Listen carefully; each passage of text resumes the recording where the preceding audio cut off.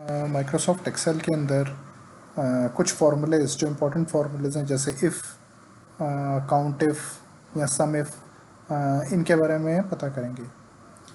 तो Microsoft Excel के अंदर कोई भी फार्मूला यूज़ करने से पहले आपको एक इक्वल टू साइन देना पड़ता है इस तरीके से। तो अगर आप कोई भी फार्मूला यूज़ करना चाहते हैं तो आप कर सकते हैं। जैसे सिंपल फार्मूला के लिए आप दे सकते हैं सम, आपने कोई रेंज इधर सेलेक्ट कर ली, उसको बंद किया तो ये आपको उसका फार्मूला कैलकुलेट करके दिखा देता है। तो हम देखते हैं कि जैसे अगर हमें इफ़ कंडीशन यूज़ करनी है, हम एक सिंपल ये फिल करना चाहते हैं जिसके अंदर हम अगर एज 18 से ऊपर है तो एडल्ट भरना चाहते हैं, अगर एज 18 से नीचे तो माइनर भरना चाहते हैं। तो हम किस तरीके से इसको ऑटो फिल कर सकते हैं इफ़ कंडीशन के साथ। तो हम यहाँ पे फॉर्मूले की तरह इसको भी इफ़ फार्मूला लिखेंगे और ये इसका टेस्ट है। अगर ये वैल्यू मैंने सेलेक्ट की 18 से ऊपर है तो ये मेरा बन गया एडल्ट, और अगर नहीं है तो बन गया माइनर। तो यहाँ पे अपने आप ये माइनर आ गया। अब मैं इसी फॉर्मूले को और जगह कॉपी पेस्ट कर रहा हूँ तो इसने अपने आप ये भर दिया।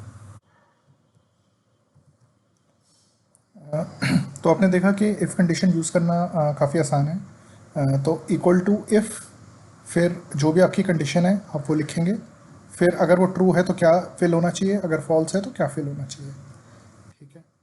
तो इफ़ कंडीशन के साथ और कुछ फार्मूलेज हैं जैसे काउंट इफ़ या सम इफ़, जो काफ़ी यूज़फुल है।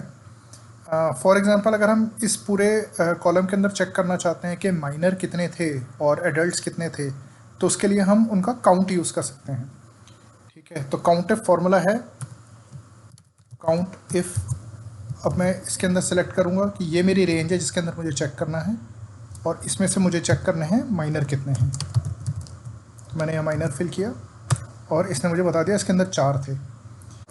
उसी तरह अगर हम ये देखना चाहेंगे कि कितने एडल्ट्स थे इस रेंज में, तो वही काउंट इफ यूज़ करके ये रेंज हमने दे दी और एडल्ट का चेक हमने डाल दिया। तो उसने बता दिया मेरे 4 माइनर्स थे, 2 एडल्ट्स थे।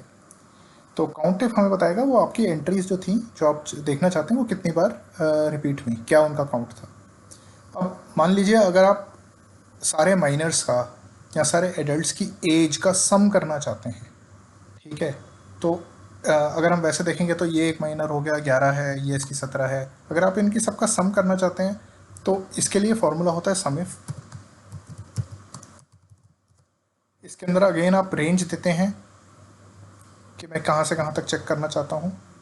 ठीक है, आपने बोला कि मैं इस पूरी रेंज में चेक करना चाहता हूँ, मैं माइनर की करना चाहता हूँ एज का सम, और ये मेरी एज है। तो ये मैंने आखिरी में ये वाला मैंने रेंज दे दिया, सम की रेंज।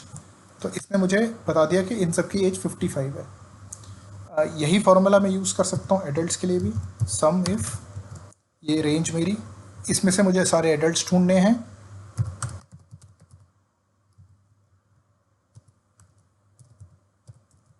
और मुझे उनकी सम जोड़नी है, और ये उसकी सम का कॉलम है। मैंने इसको सेलेक्ट किया तो इसने मुझे 53 बता दिया। तो काफ़ी आसान है if condition, if formula, count if और सम इफ़ को यूज़ करना। आप इनको यूज़ कीजिए और अपना फीडबैक दीजिए। Thank you.